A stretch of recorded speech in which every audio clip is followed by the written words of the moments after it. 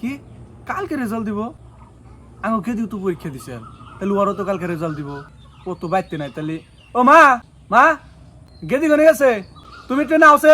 কি হয়েছে রে গাদা? কি কস এত ডাহস কে? ওই যে বইনে গনে গেছে, কালকে যে রেজাল্ট দিব, ওর যে মেট্রিক যে দিছে ওর রেজাল্ট দিব না, ও কোনে গেছে, ওকে ডাক দাও। ভালো কথা তো মনে করছা। হাসাই গেদি যে কোনে গেছে, আজকে আহু কবাইতে দেখি কোনে গেছে। তোমার মিয়ার তুমি খবর রাখো না, তোমার মিয়া তো পরীক্ষা দিবে নিয়ে গেছে, পরীক্ষা দেয়া গেছে পাড়া বেড়ার দিকে। এত পাড়া বেড়ান ভালো না, তোমার মেয়ে দেহ নিশ্চয়ই ফেল করবে। এ হে, আমার তো মেট্রিকের রেজাল্টের কথা মনেই নাই। তোমার ওই যে রেজাল্টের কথা মন থাকবো কে? তোমার তো পাড়া বেড়ানোর কথা খুবই মন থাকে। তুমি পড়লিশে তোমার রেজাল্ট কথা মন থাকবো, 100% ফেল। মা বাইরে চুপ তো করবো না, ভাই খালি ফেলের পাশে পরে আমি কি ফেল করু? ও তো হাসাই গেছে, তুই ভাই এ যে বোনের কথা যে ফেলের কথা কস, ওর মনে কিছু কয় না? যা শুনলাম আজকে শুনলাম, দ্বিতীয়বার জানি তোর মুখে ওর ফেলের কথা জানি শুনি না। আমার কি 10টা 5টা মেয়ে, আমার আছে একটা মেয়ে, হে একটা মেয়ের হাতে তুই কোনো সময় ভালো করে কথা কস না, কিবা করে কথা কস? আই নু ঘরে নু।